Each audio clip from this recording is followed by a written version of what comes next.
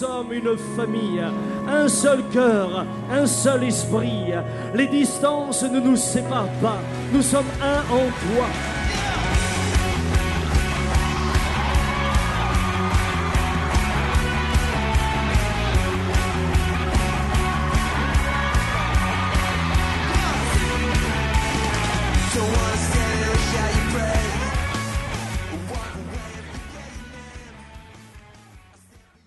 Les œuvres de la foi. Et ce sera notre troisième partie. En résumé, et je vais rapidement car le temps m'est compté, eh bien je voulais juste vous rappeler que nous avions vu ensemble dans le premier message que nous sommes sauvés par la grâce, par le moyen de la foi. Cela ne vient pas de nous, c'est le don de Dieu. Cependant, nous avons relevé également ce que dit l'apôtre Jacques, que la foi véritable produit des œuvres. La foi sans les œuvres est morte.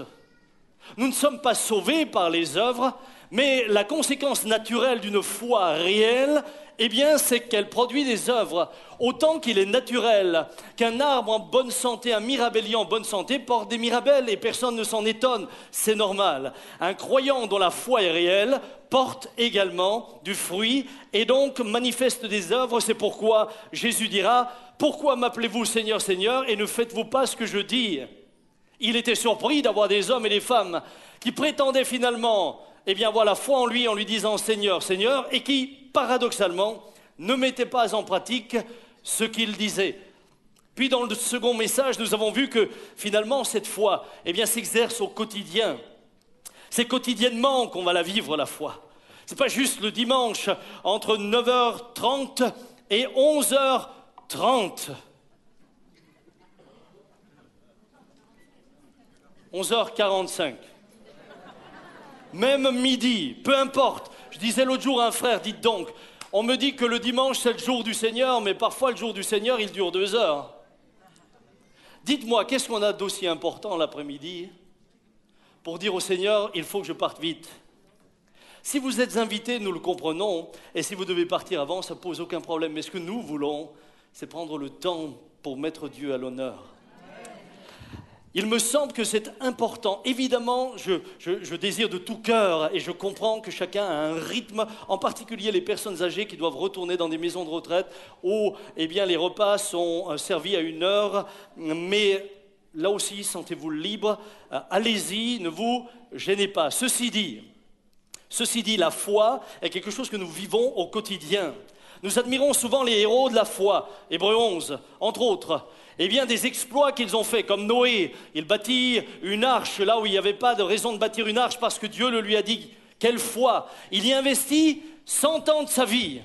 Vous allez me dire, le jour où nous on investit 100 ans de notre vie, il ne restera pas grand-chose après. Chez lui, manifestement, il y avait encore du reste. Mais il investit 100 ans, il investit sa réputation, il investit son argent. Résultat, il sauve sa famille et il condamne le monde. Cependant, ce que nous oublions, c'est que Noé, nous l'avons vu ensemble, vivait sa foi quotidiennement. Nous ne pouvons pas seulement fixer nos regards sur Noé au moment où il fait l'arche. L'arche est juste le résultat d'une foi qui s'est construite dans le temps.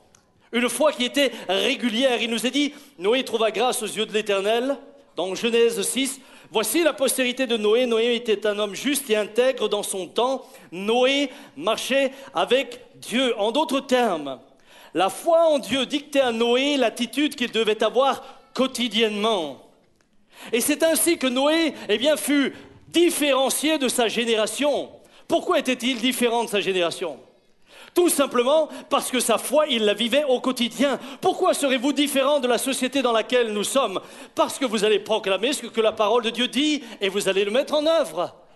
C'est ce qui va faire la différence. Sinon, le reste, ce ne sont que des discours. En conclusion, nous avions dit, autant il est normal qu'un non-croyant ne pratique pas, n'aille pas à l'église, ne prie pas, ne lise pas sa Bible, ça c'est normal. Moi, je me dis parfois que les non-croyants sont au moins cohérents avec ce qu'ils croient. Ils ne croient pas. Ils sont cohérents. Ils ne croient pas en Dieu, ils vivent dans le péché, ils trompent leurs femmes, et pas tous. Mais à l'occasion, s'il faut... Vous savez, je lisais une pensée dernièrement C'est le maire d'une ville qui va à la prison pour remercier tous les voleurs. Il dit vraiment, je vous remercie de tout mon cœur. Parce que grâce à vous, il y a la police.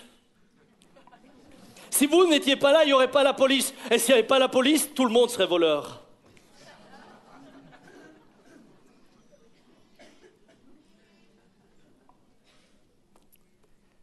Autant il est normal qu'un non-croyant se conduise comme un non-croyant, parle comme un non-croyant et agisse comme un non-croyant. Il est anormal qu'un croyant ne pratique pas ce qu'il croit. Ça, c'est anormal. Quand un croyant me dit « Ah, lire la Bible, c'est difficile », je suis étonné. Quand un croyant me dit « Prier, c'est difficile »,« Aller à l'église, c'est difficile »,« Témoigner, c'est difficile », je suis étonné. Parce que notre foi doit être cohérente avec nos actions et nos actions cohérentes avec notre foi. Ce matin, je ne vais pas m'étendre plus en avant là-dessus. Ce qui m'intéresse ce matin, et ce sera la troisième partie, ce sont les œuvres surnaturelles de la foi. Parce que la foi est accompagnée d'œuvres surnaturelles, c'est-à-dire qui dépassent notre entendement. D'œuvres qui dépassent ce que nous pouvons imaginer. Jésus, s'adressant non pas à n'importe qui, à ses disciples, leur dira dans Jean 14, « Croyez-moi, je suis dans le Père et le Père est en moi. Croyez du moins à cause de ses œuvres. En vérité, je vous le dis, celui qui croit en moi fera aussi les œuvres que je fais et il en fera de plus grandes parce que je m'en vais au Père. » Celui qui croit en moi, c'est-à-dire que celui qui a la foi en moi, dit Jésus, fera les œuvres que je fais et il en fera de plus grandes. Mes amis, par la grâce de Dieu, et je le dis avec humilité en lui rendant tout l'honneur, mais j'ai eu le privilège de voir l'aveugle voir après la prière. J'ai eu la joie immense de voir le paralytique se lever de sa chaise.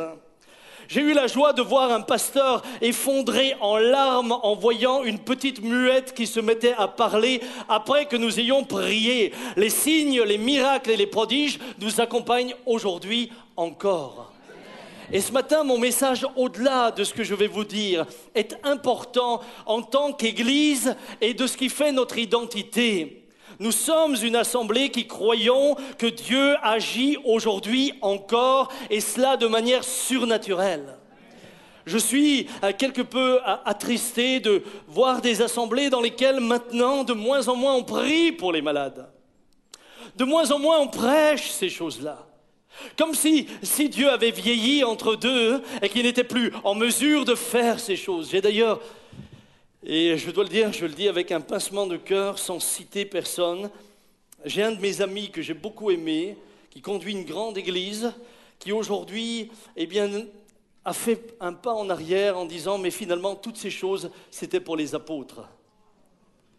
Et ils ont réduit l'église à devenir maintenant une église relativement traditionnelle dans laquelle Dieu n'est plus qu'une espérance pour ce qui est à venir, mais il n'intervient plus présentement. Moi, j'aimerais ce matin déclarer du fond de mon cœur que, aussi longtemps que nous serons pasteurs ici, nous veillerons à ce que, soit mise en pratique la parole de Dieu, à ce que le peuple de Dieu ait cette foi qui croit que Dieu est capable de tout faire, que Dieu est capable d'intervenir, que Dieu est capable de changer les situations. Nous sommes nés par un miracle, nous sommes nés par une œuvre surnaturelle. L'Église est le résultat d'une œuvre surnaturelle. Et nous ne voulons pas oublier ce que Dieu a fait au milieu de nous, nous rappelant que Jésus... dit que ces œuvres-là, nous les pratiquerons. Amen. Dis à ton voisin, tu es appelé à vivre des œuvres surnaturelles. Pas seulement des bonnes œuvres. Pas seulement des bonnes œuvres. Également des œuvres surnaturelles. Du auch, mein lieber Bruder. Von ganzem Herzen. Premier point. Qui peut faire des œuvres surnaturelles de la foi? Vous allez me dire, on vient d'y répondre puisque chacun d'entre nous peut en faire. Vous savez, on a appelé le chapitre 11 du livre aux Hébreux le catalogue de la foi. Et on y présente là des hommes et des femmes de l'Ancien Testament qui avaient une vision spirituelle de 10 sur 10. Ces hommes et ces femmes ont accompli des choses absolument extraordinaires. Ces hommes et ces femmes étaient prêts à perdre leur vie pour la foi qui était la leur. Et lorsque nous nous référons à eux de cette manière-là, nous avons le sentiment qu'il y a un fossé entre nous et eux. Quelque chose d'infranchissable. Nous avons le sentiment que nous avons là des hommes et des femmes qui ont mis la barre tellement haute que nous n'entrerons jamais dans ces choses-là. Et c'est pourquoi il est bon de réaliser que les hommes et les femmes desquels il nous est parlé étaient, dit l'apôtre Jacques, eh bien des hommes de la même nature que nous, en parlant d'Élie par exemple. C'était un homme de la même nature que nous. Je ne vais pas développer longuement. Je vous demande une chose. Prenez la prédication de mardi soir où mon frère Jean-Marie Ribet a prêché sur Élie. C'était simplement brillant. C'était édifiant, c'était constructif, c'était profond. Prenez ce message, nourrissez-vous-en. Et vous réaliserez que ces hommes et ces femmes, eh bien c'était finalement des hommes et des femmes comme vous et comme moi. Abraham est appelé le père de la foi. Il n'empêche qu'il a quand même voulu donner un coup de main en allant chez sa servante pour avoir un enfant. Il est le père de la foi, mais quand il a eu peur et que le roi a dit « mais cette femme est belle », il n'a pas dit « c'est ma femme », il a dit « c'est ma sœur ». Je ne sais pas si Sarah l'a bien vécu. Vous allez me dire, allez, il a dit une demi-vérité, puisque c'était sa demi-sœur. Mais c'est quand même impressionnant d'avoir un mari, celui qui devient le père de la foi, qui en ayant peur dit non, non, c'est ma sœur. Imaginez que quelqu'un veuille me prendre Dominique.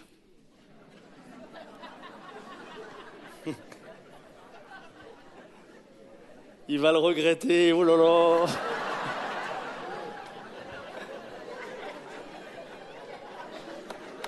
Et que moi je dise, je la connais pas. C'est ma sœur. C'est vrai, c'est ma sœur dans la foi.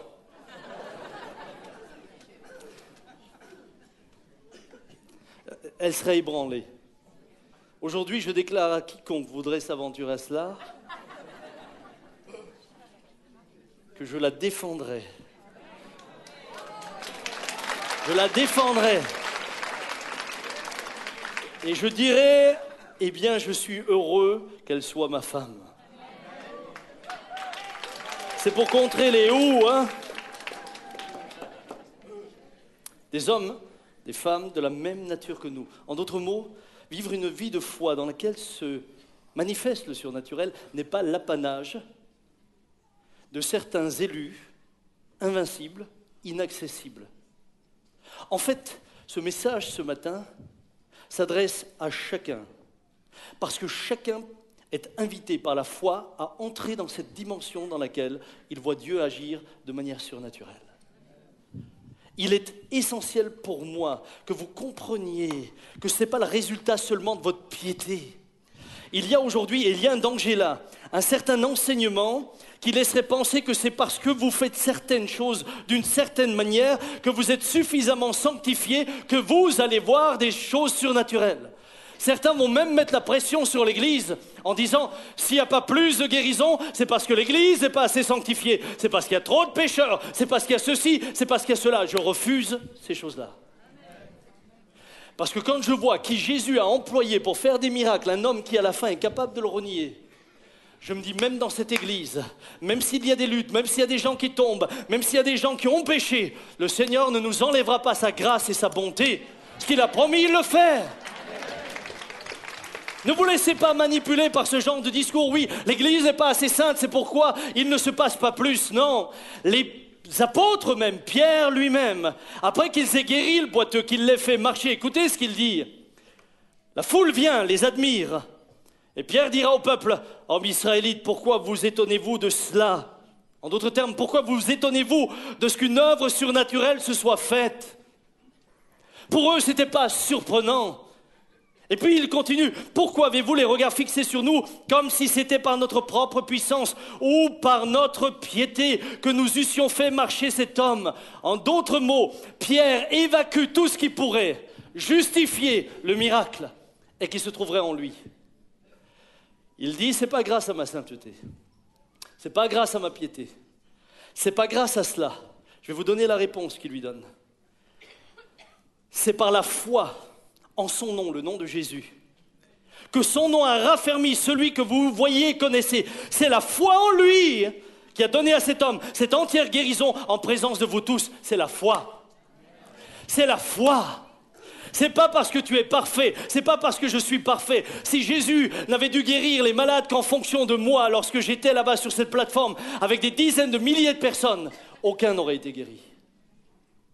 C'est que par la foi en son nom. Et c'est dans la foi en son nom que j'ai prié pour cette foule qui était là. Et c'est à ce moment-là que les choses ont commencé. Mon frère, ma sœur, suis-je en train de dire, tu peux continuer à rester dans le péché, il n'y a pas de souci, Dieu va te bénir? Non. Non, je ne dis pas cela. Et Pierre n'a pas dit cela non plus. Mais je refuse ce discours qui vous enferme dans une logique où il faut à la fin quasiment, eh bien vous flagellez vous-même pour mériter quelque chose. Si c'est par nos œuvres, alors ce n'est plus une œuvre de grâce. C'est une œuvre de foi. C'est par la foi. Et chacun devrait dire, Seigneur, je me réjouis parce que maintenant je sais que tu peux m'utiliser. Seigneur, je me réjouis, dis à ton voisin, moi je me réjouis, il va pouvoir m'utiliser. Il va pouvoir m'utiliser. C'est vrai que je suis pas encore parfait, mais je suis en route vers la perfection. Mais je veux changer, je veux ne plus pécher, je suis en route. Moi je me réjouis quand ma femme priait pour quelqu'un au téléphone. Je me réjouis quand on me dit, eh bien votre femme a prié, j'ai été béni ou guéri. Je me réjouis mes sœurs, lorsque vous priez et il se passe quelque chose. On est heureux, les jeunes gens, parfois on revient, on me dit dans Impact Jeunesse, il y a eu une guérison, une parole de connaissance, etc. Mais je me réjouis. Les œuvres surnaturelles accompagnent la foi. Maintenant, quelles sont, et c'est mon deuxième point, les caractéristiques de la foi qui engendrent des œuvres surnaturelles? Et là, j'aimerais vous demander d'être très attentifs. Je ne voudrais pas vous perdre en cours de route, mais il y a certains points que je voudrais préciser. Tout d'abord, l'Écriture nous rappelle constamment qu'il y a une corrélation entre foi et miracle. Constamment. Vous lisez les évangiles, vous lisez les actes, vous lisez l'Ancien Testament et vous verrez à quel point la foi était génératrice d'œuvres surnaturelles. Cependant, le verset 1 du chapitre 11 des Hébreux a souvent été lu comme la définition de la foi. Alors que je ne crois pas que le verset 1 du chapitre 11 soit la définition de la foi, mais soit plutôt une explication de ce que la foi produit lorsqu'elle est présente. Nous lisons ensemble. Or, la foi est une ferme assurance des choses qu'on espère, une démonstration de celles qu'on ne voit pas. En français courant, c'est avoir la foi, c'est être sûr de ce que l'on espère, c'est être convaincu de la réalité de ce que l'on ne voit pas. Voilà ce que produit la foi. La foi vous rend sûr de ce que vous espérez. Lorsque la foi est présente, l'un des effets de la présence de la foi, c'est une certitude qui s'installe en vous que ce que vous espérez arrive. La deuxième des choses, elle installe en vous une conviction de la réalité de ce que vous ne voyez pas encore. Vous avez une conviction, vous ne voyez pas, mais c'est la foi qui produit en vous une conviction quant à ce que vous ne voyez pas encore. En d'autres mots, ce que vous ne voyez pas encore dans le monde invisible, la foi vous emmène à le croire et à l'amener dans le monde visible. Lorsque Pierre et Jean arrivent vers le boiteux du temple, ils lui tendent la main en lui disant « Lève-toi et marche ». Ils sont en train d'amener dans le monde visible quelque chose qui était préparé dans le monde invisible. Ils emmènent finalement le boiteux à la guérison qu'il espérait peut-être depuis longtemps, mais pour lequel lui ne connaissait pas le chemin. Pierre et Jean arrivent, ils lui disent « Nous n'avons ni argent ni or, mais ce que nous avons, nous te le donnons, au nom de Jésus ». Et là, ils appellent un événement qui n'est pas encore, ils l'appellent à la réalité. Ils appellent quelque chose qui n'existe pas. Il n'est pas guéri, le gars. Il est malade. Ils vont appeler la bonne santé sur lui, alors qu'au moment où ils le regardent, il est par terre. Et au moment où ils appellent ça, ils amènent dans la réalité ce qu'ils ont demandé à Dieu. Comment? Uniquement par la foi. Frères et sœurs, nous croyons fermement des choses que l'on ne voit pas. Mais c'est pour ça que j'ai donné ma vie à Jésus. Moi, je crois au ciel. Ici, oui. Bah, je crois au ciel. Je crois à la vie après la vie. Je crois qu'un jour nous serons devant Dieu. Mais je crois également que nos œuvres nous suivent. C'est pour ça que je me réjouis de vivre comme un chrétien, quotidiennement, chaque jour, où que je sois, quoi que je fasse. Frères et sœurs, la foi appelle les choses qui ne sont pas comme si elles étaient. C'est ce que Dieu a fait lors de la création. Hello? C'est ce que Dieu a fait lors de la création. Il a appelé les choses qui ne sont pas comme si elles étaient. La foi est en mesure d'appeler les choses qui ne sont pas comme si elles étaient. Écoutez, dans Romains 4, 17, il est dit, Dieu qui donne la vie aux morts et qui appelle les choses qui ne sont pas comme si elles étaient. Dans Hébreux 11, 3, c'est par la foi que nous reconnaissons que le monde a été formé par la parole de Dieu, en sorte que ce qu'on ne voit pas n'a pas été fait de choses, que ce qu'on voit n'a pas été fait de choses visibles. Ce matin, c'est par la foi que nous avons le seul compte-rendu factuel et officiel de la création. Dieu était le seul présent. Quand vous lisez les revues scientifiques, c'est bien, mais aucun de ces gars-là n'était là. Le seul qui était présent, qui est digne d'être cru, c'est Dieu lui-même. Mais c'est par la foi que je le crois. C'est pas parce qu'on m'a fait une démonstration par A plus B, c'est par la foi que je crois que ce que Dieu dit, il l'accomplit. Regardez, que s'est-il passé? La Bible dit que la terre a été formée par la parole de Dieu. Dieu a parlé et la matière a surgi. S'il y a des scientifiques ici ce matin, ils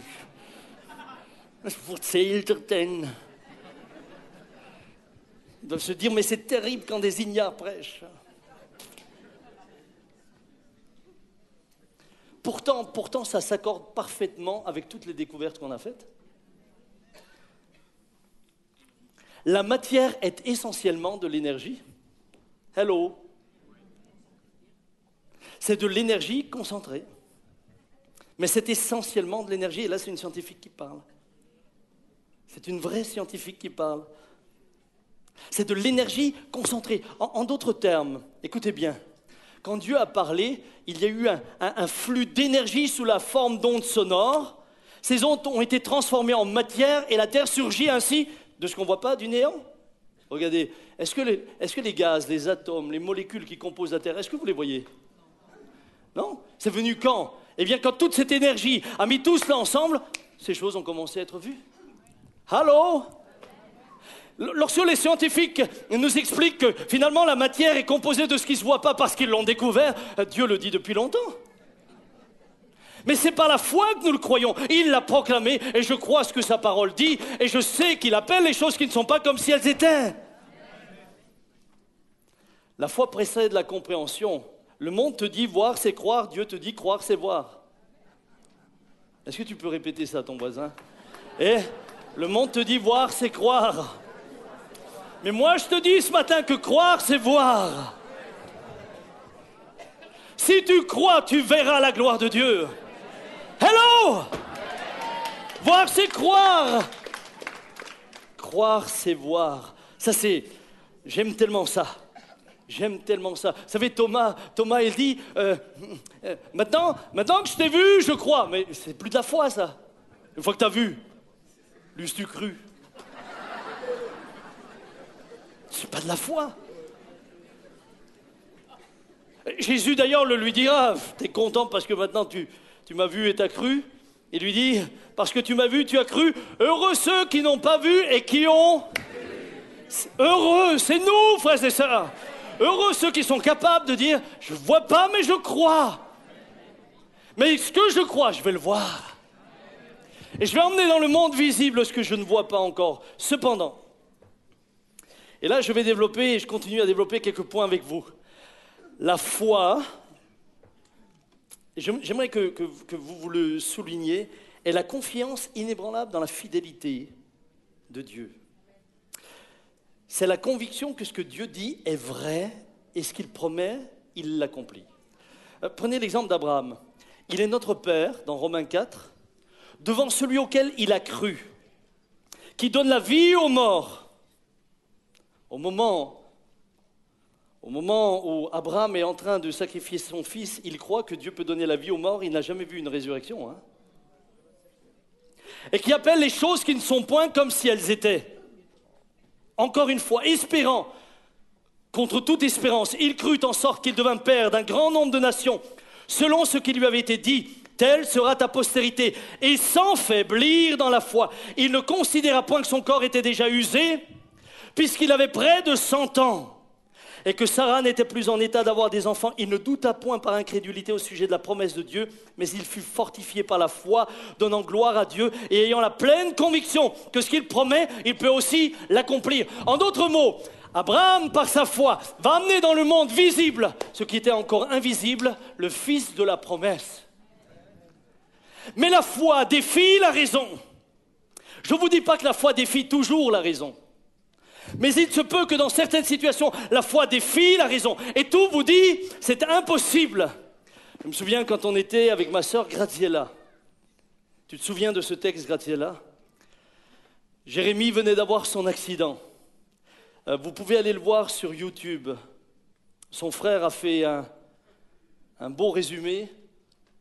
Et lorsque Jérémie était là à l'hôpital, les médecins et la science lui donnaient 1% de chance à vivre. 1%. 1%, ça veut dire que vous êtes plus mort que vivant. 1%, ça veut juste dire qu'on attend que vous décédiez. Parce que j'ai parlé avec des frères qui sont médecins et qui m'ont dit « mais 1%, ça veut rien dire ». C'est un vocabulaire. Quand on est sûr que de toute manière, il n'y a plus rien à faire. Et là, Christian avait prié avec Jérémie, et puis j'étais aussi arrivé, j'avais ma sœur, bien sûr, qui était tellement accablée lorsque vous savez que votre fils doit mourir. Et je me souviens, je lui avais dit, Graziella commence à faire quelque chose qu'Abraham a fait. La raison, les informations qui sont sérieuses, les médecins font un travail sérieux et j'honore leur travail, mais eux sont arrivés aux limites de ce qu'ils peuvent faire. Commence à appeler les choses qui ne sont pas en mettant ta foi en Dieu comme Abraham croyait qu'il pouvait lui rendre son fils. Et je me souviens, cité Romains 4. Et je sais qu'après tu as commencé à nourrir cela. Et tout d'un coup, contre toute attente, contre toute explication, eh bien Jérémie non seulement est sorti du coma, mais il a pu refaire ce que personne n'imaginait. Frères et sœurs, le Dieu que nous servons, sa gloire commence quand celle des hommes s'arrête. La foi vous conduit dans le surnaturel. Là où les hommes s'arrêtent, sa gloire commence. Sa gloire commence. Sa gloire commence. Au centenier venu vers Jésus, pour demander la guérison de ses serviteurs, il dira « qu'il te soit fait selon ta foi ». Maintenant, comprenez-moi bien. Et là, c'est important. Qu'il te soit fait selon ta foi. Suis-je en train de dire qu'au milieu de nous, les malades qui ne sont pas guéris ont manqué de foi ou sont incrédules? Suis-je en train de dire que certaines personnes, puisque le miracle, ce n'est pas seulement une guérison, le miracle peut avoir différentes formes, on voit différents miracles dans l'Écriture. Jésus a marché sur l'eau, il a multiplié le pain, etc. On prenait le mouchoir que Paul avait touché, puis des malades étaient guéris. Donc il y avait différentes formes. Ce matin, suis-je en train de dire, si un malade n'est pas guéri, c'est qu'il a manqué de foi ou qu'il est incrédule? Alors, dans certains cas, oui, il peut y avoir des raisons d'incrédulité. On ne peut pas simplement éliminer cela.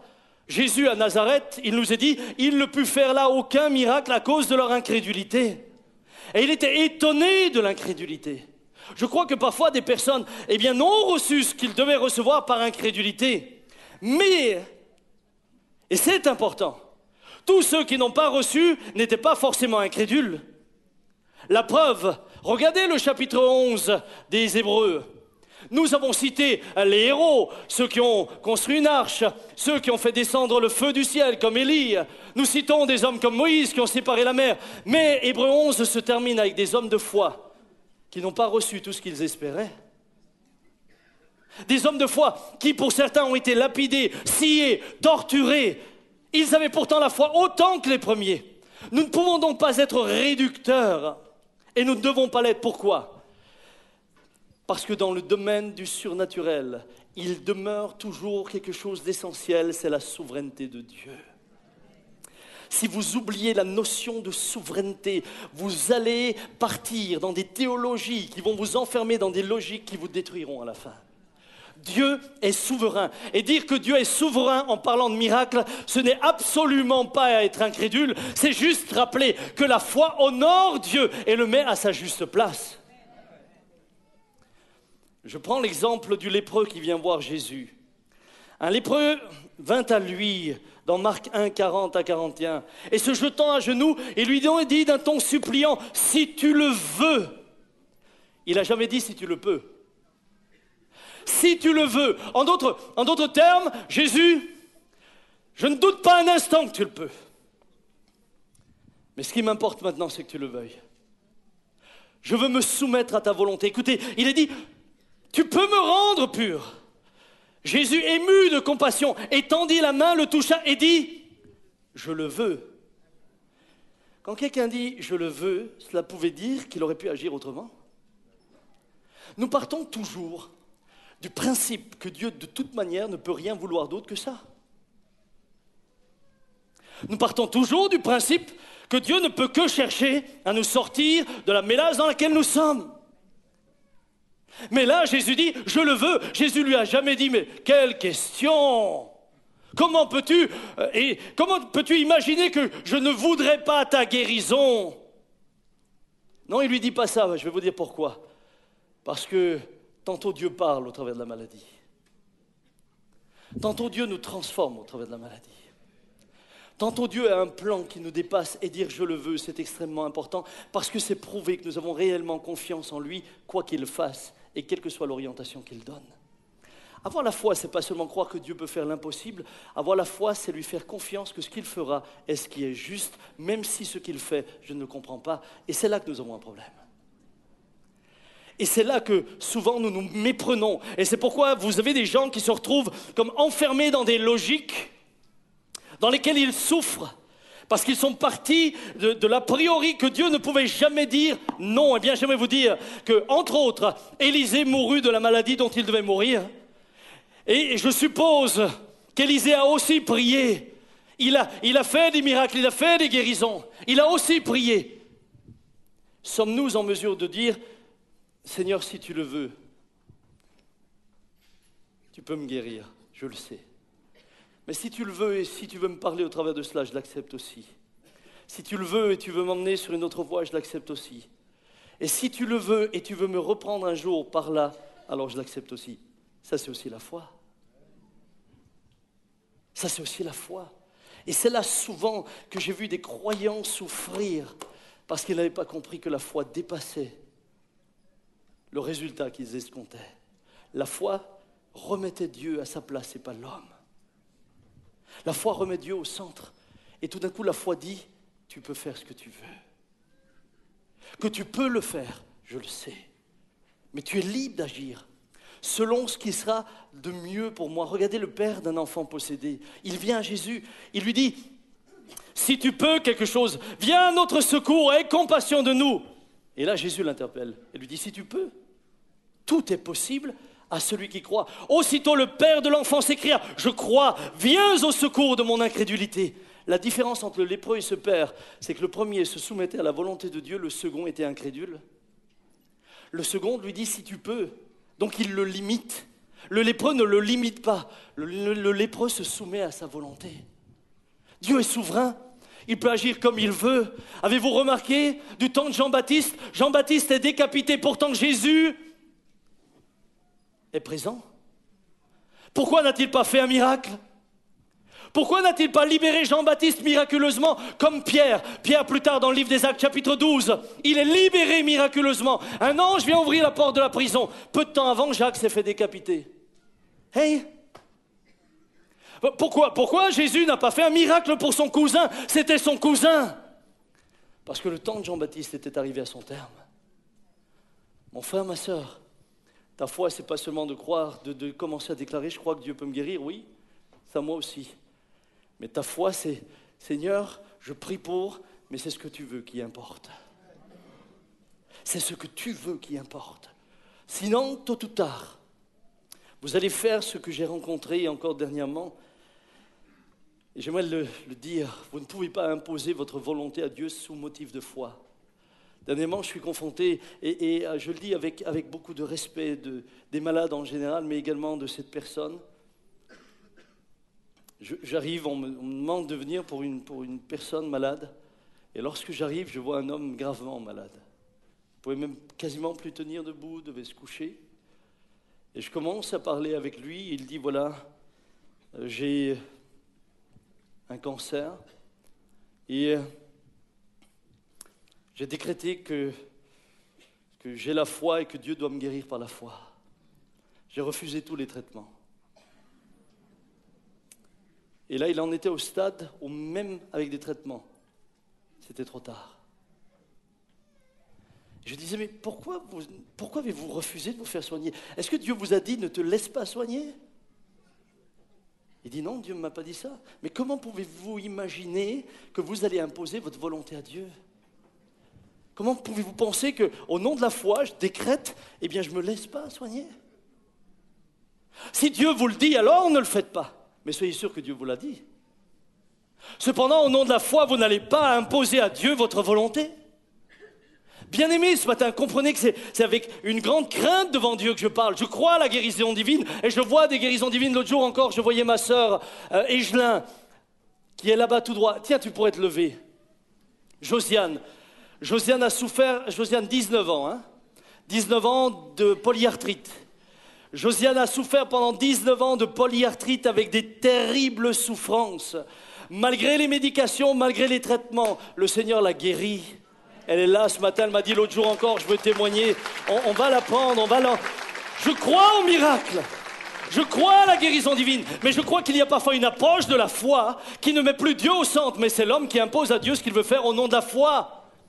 La foi, rappelez-vous, c'est votre capacité de vous soumettre à Dieu. Dieu peut choisir de t'aider en te faisant passer par des soins. Nous avons eu dernièrement la femme d'un serviteur de Dieu, Anne Mazei. C'est déjà miraculeux de la manière dont on a trouvé son cancer. Elle a un cancer du sang. Elle est arrivée avec une péritonite à l'hôpital et on l'a opérée pour une péritonite et en fait on a découvert là qu'elle a un cancer du sang. Et quand ils ont découvert ça, évidemment, ça a été le branle-bas de combat et ça a été découvert justement parce qu'on voyait que le sang était anormalement fluide. Et les médecins lui ont dit, il va falloir greffer. Et bien sûr qu'on a prié pour elle, mais elle a accepté. Elle a accepté de dire, ok, Seigneur, à moins que tu fasses un miracle et que dans les contrôles, il n'y ait plus rien, j'accepte. Si tu ne fais pas de cette manière-là, j'accepte d'aller ce chemin-là. Bon, elle y est allée. Et puis, trouver une greffe, trouver une moelle osseuse compatible.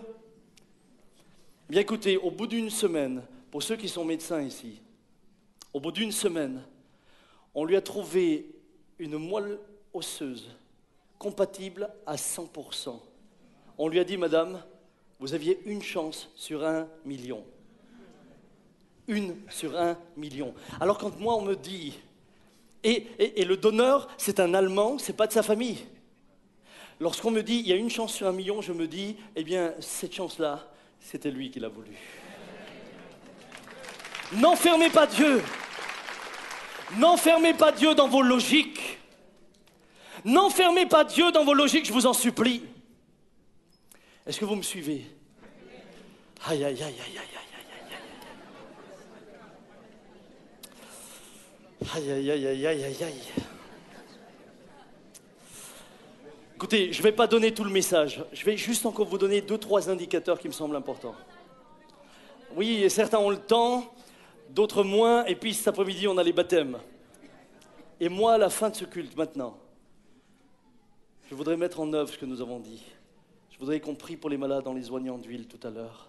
On va finir ce culte en mettant en œuvre ce que nous croyons. Nous déclarons que la foi appelle les choses qui ne sont pas. Seigneur, il y a des malades ici. Moi, je crois qu'en les oignant d'huile, toi, tu les guériras encore ce matin. Je veux mettre ma foi en œuvre. Je veux m'attendre à toi. Vous allez vous approcher tout à l'heure. On ne va pas prier longtemps. On va juste vous imposer courtement les mains et vous allez repartir. Parce que je disais, Seigneur, je ne vais pas prêcher ce message-là sans ensuite concrètement agir.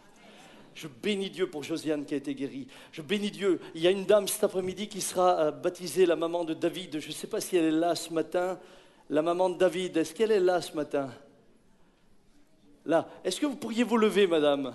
Merci. Est-ce que David, tu peux te lever? Où est-il, David? Est-ce que... Tiens, pendant qu'on va faire quelque chose qui n'était pas prévu, ça va me manger encore du temps. Peu importe. Est-ce que vous êtes prêts à le faire? Ok. Est-ce qu'on peut me passer le témoignage de David sur l'écran, là? On éteint peut-être à la...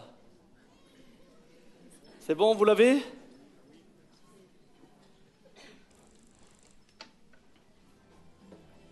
En fait, il y a 6 mois, après 26 ans dans l'alcool, dans la drogue, dans la dépression aussi, sous antidépresseurs, j'ai fait appel à Jésus en fait il y a 6 mois et je lui ai demandé de m'aider, de me sortir de là. Je dis sors-moi de là et je te suivrai. Et en fait, du jour au lendemain, j'étais guéri, aucune dépendance, aucun manque. J'ai vraiment reçu, je sais pas comment dire, un don de Dieu qui m'a vraiment libéré et qui aujourd'hui, au bout de 6 mois, je me rends compte a entièrement bouleversé ma vie. Ça m'a rendu joyeux tous les jours. J'ai plus de tristesse en moi.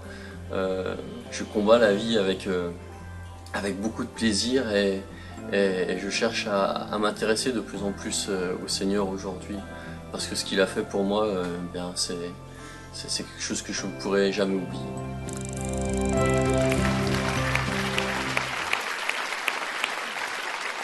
Est-ce que je peux demander à la maman de se lever encore une fois? L'autre soir, je vous croisais ici. Et voilà ce que la maman me disait lorsqu'elle a vu la délivrance de son fils après tant d'années de drogue. Il faut être parent de drogué pour savoir ce que c'est. Elle dira à David, son fils, « Emmène-moi là où tu as été changé comme ça. » Elle est venue et vous me disiez que vous souffriez depuis des années de l'épaule, une douleur. La première fois qu'elle est venue, premier soir ou premier dimanche, je ne sais plus, on lui a imposé les mains. Depuis, elle a été totalement guérie après des années. Première fois. Et cet après-midi, et moi je voudrais surtout qu'on applaudisse pour ça, cet après-midi, nous avons la joie de la baptiser.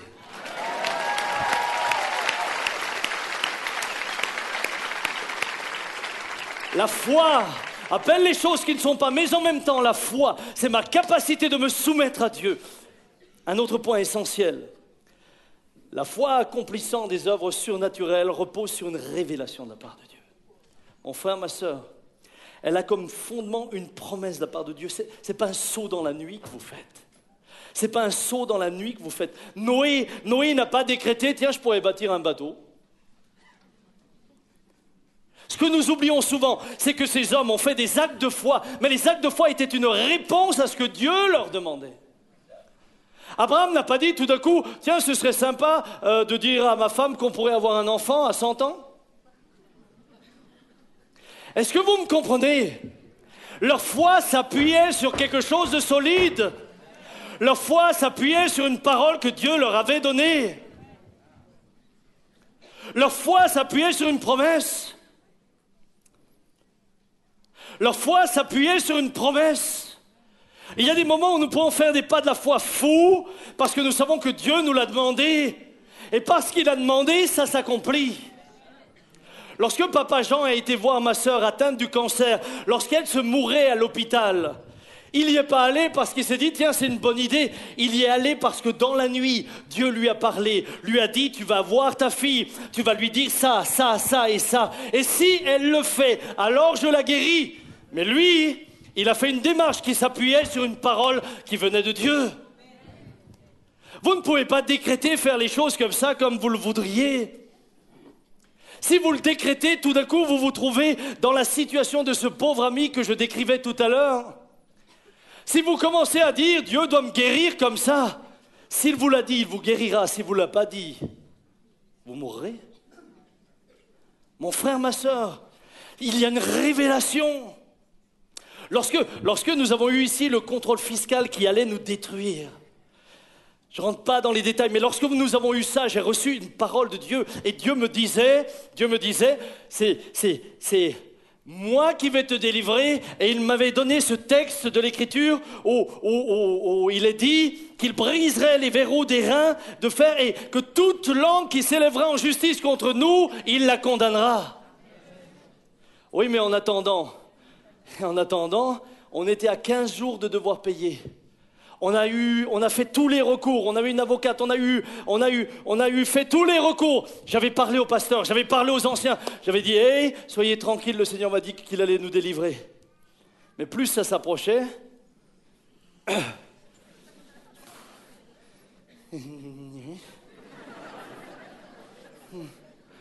et vous savez, quand vous avez épuisé tous les recours, il n'y a plus de commission. J'étais à la commission à Colmar.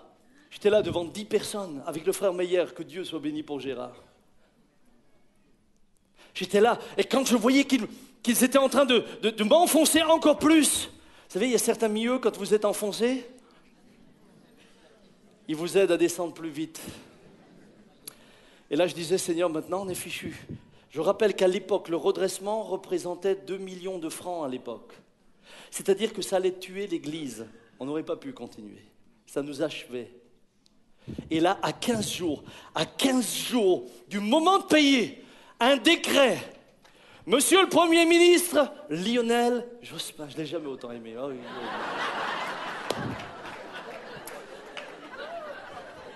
Sort un décret. Toutes les associations en cours de redressement, mais reconnues de bonne foi, verraient leur redressement abandonné. Hey! C'est jamais arrivé entre-temps une deuxième fois. Mais moi, je sais que Dieu m'avait donné une parole sur laquelle je pouvais m'appuyer. Vous savez, même quand mon fils était malade, quand on était au pire, quand il était en psychiatrie, je disais, Seigneur, je sais que tu parles, je sais que tu ne m'abandonneras pas, je sais, j'ai vu ce que tu as fait avec Michel, mais j'ai vu également ce que tu as fait avec les impôts, j'ai vu ce que tu as fait avec la construction, j'ai vu, Seigneur, je m'appuie sur toi. Et la délivrance est venue. Mais ne fabriquez pas des dieux, m'a dit. De grâce. Si vous l'a dit, ça s'accomplit. Quand le Seigneur m'avait demandé d'agrandir ici et que les travaux étaient arrêtés, vous ne pouvez pas savoir ce qu'on vit.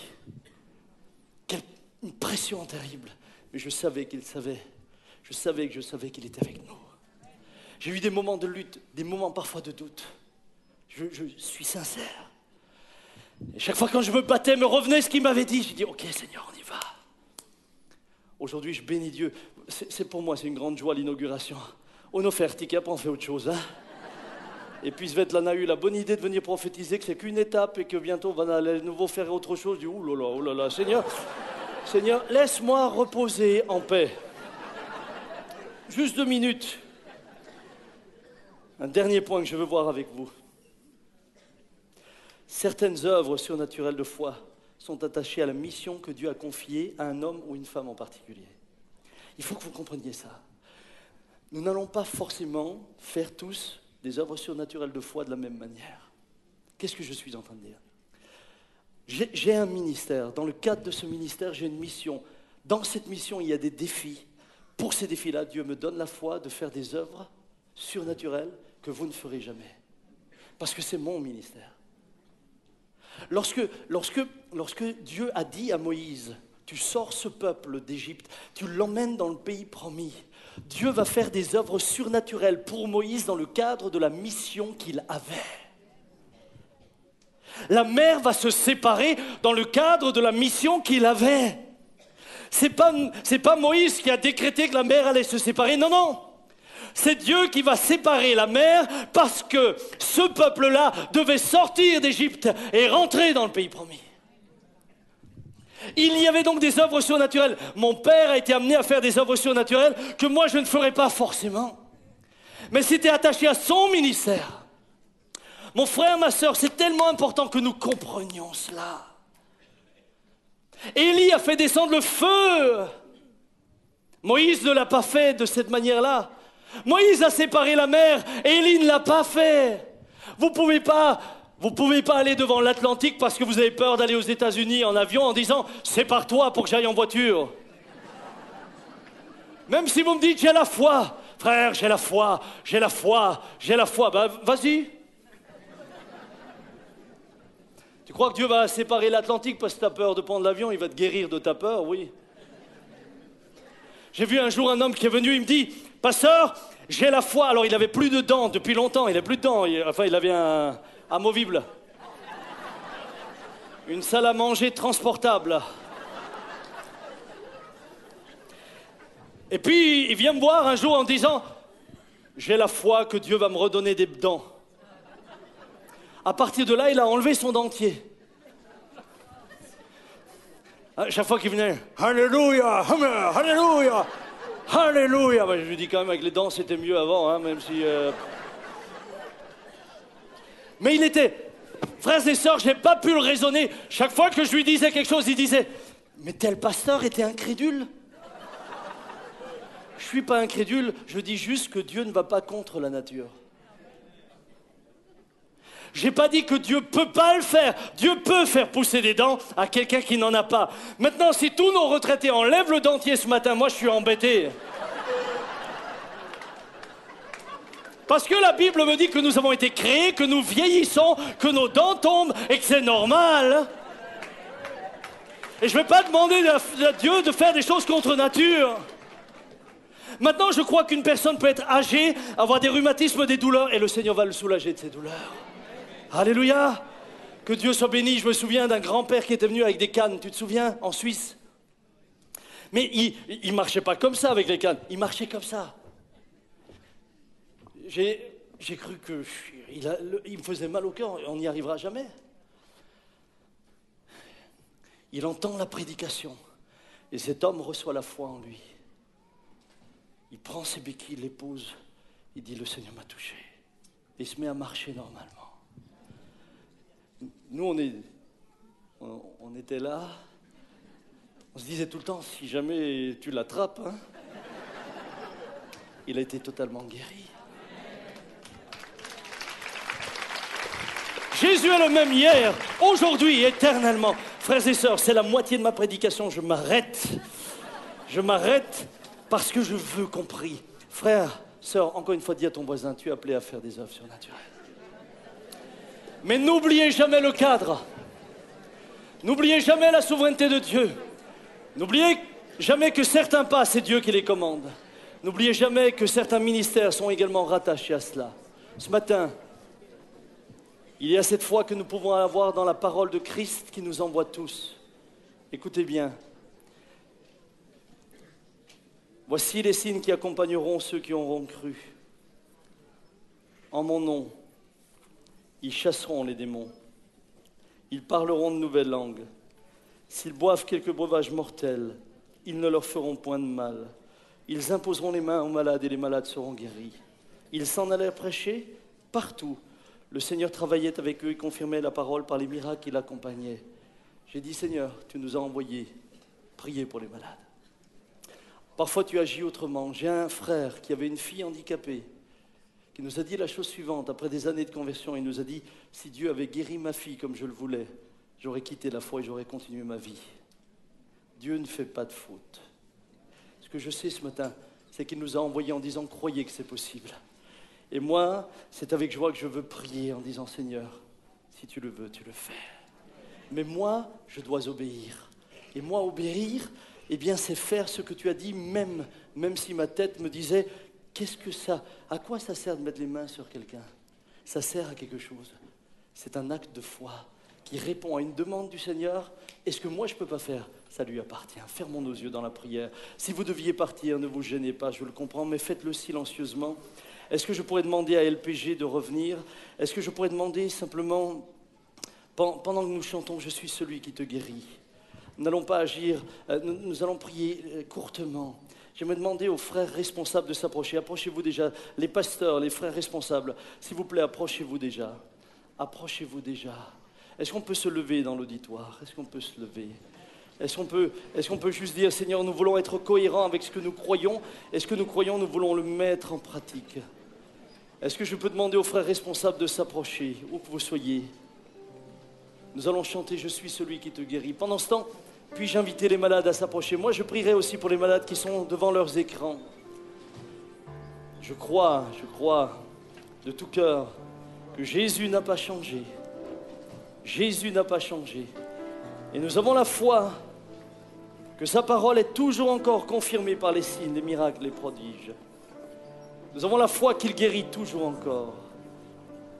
Levons nos mains ensemble et commençons à chanter. Si vous pouvez rester, si vous n'êtes pas pressé de rentrer, restez avec nous et chantez simplement en priant pour ceux qui s'approchent. Je suis celui qui te guérit. Je suis ton Dieu, ton Sauveur. Mes frères, merci de prier courtement. C'est pas le moment des entretiens, c'est pas le moment des échanges. On vous oint d'huile, on prie courtement et vous retournez à votre place.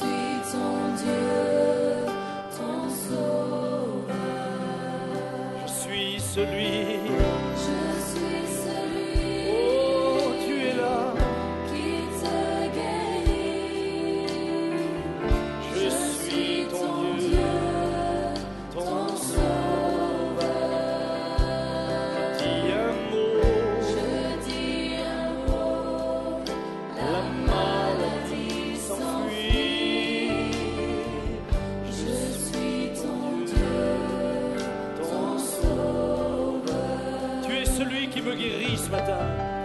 Tu es celui qui me guérit. Tu es mon Dieu, mon Sauveur. Tu dis un mot, la maladie s'enfuit. Tu es mon Dieu, mon Sauveur. Disons-le encore une fois, tu es celui. Tu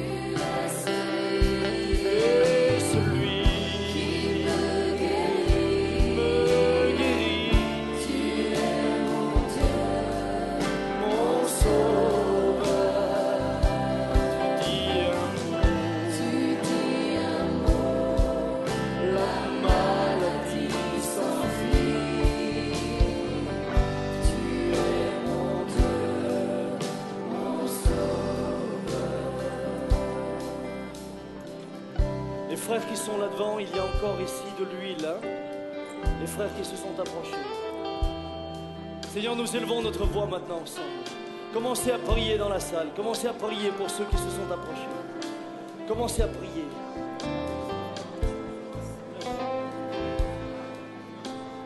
Père, nous te bénissons pour ce qui est en train de se produire là devant. Nous te remercions parce que, Seigneur Jésus, tu sais que nous agissons parce que tu l'as dit.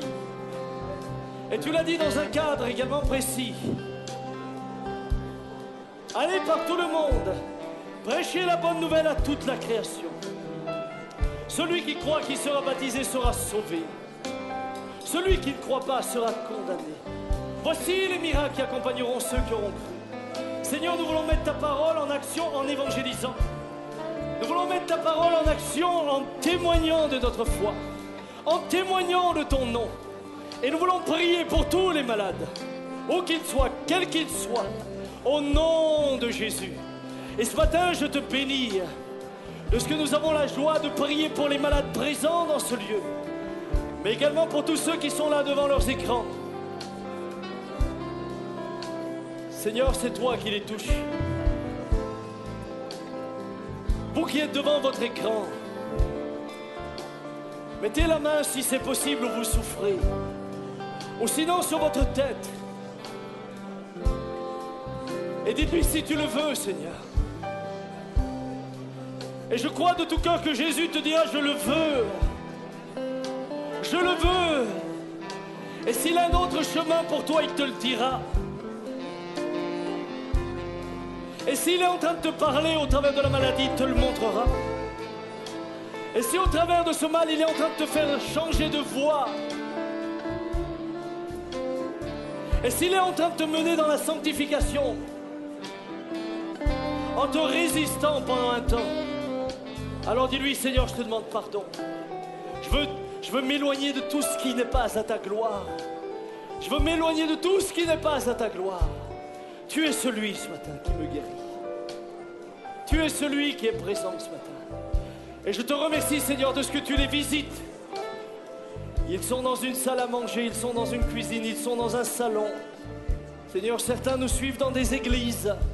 Ils sont un groupe de maisons ensemble. Ils sont peut-être une assemblée qui maintenant est en train de suivre le culte. Que l'onction de guérison vienne.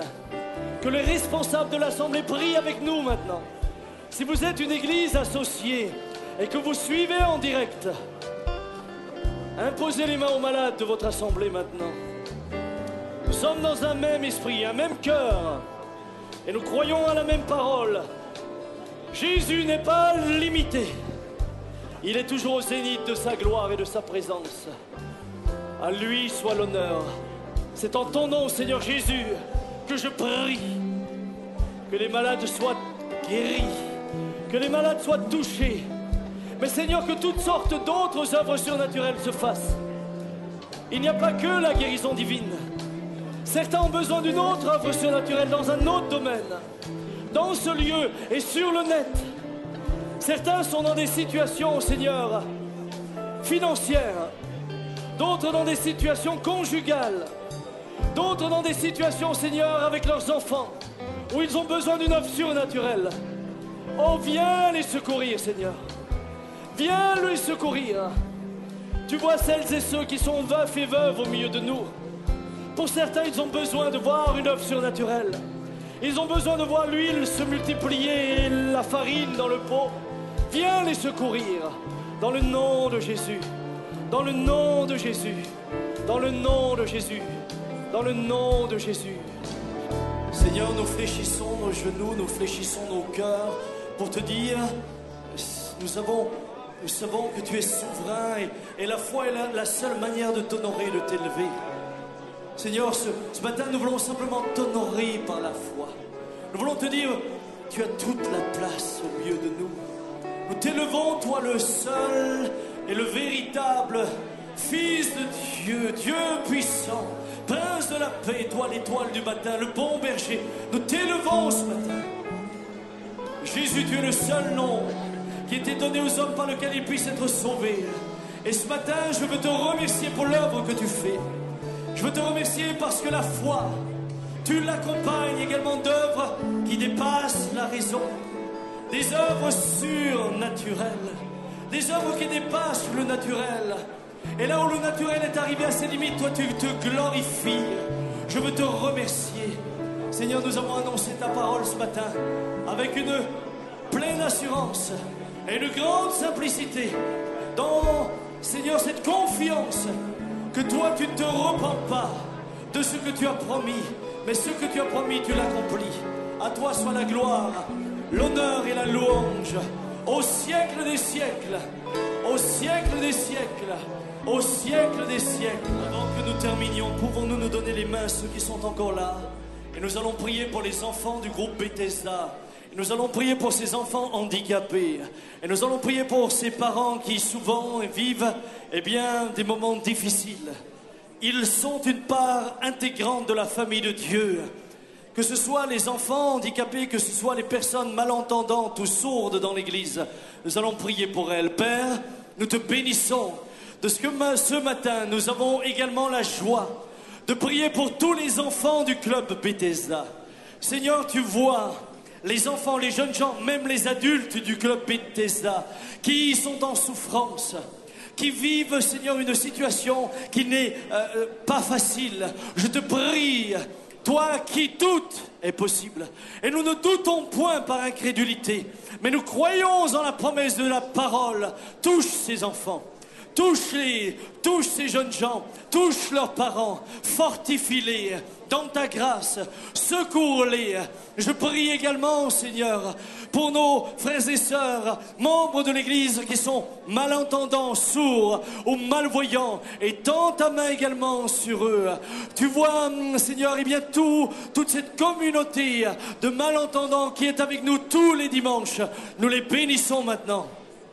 Et nous croyons qu'au-delà du langue des signes, que les frères et sœurs pratiquent avec beaucoup de fidélité pour qu'ils comprennent, toi tu peux ouvrir des oreilles et tu peux permettre aux sourds d'entendre, aux aveugles de voir, parce que ta parole est toujours encore la même.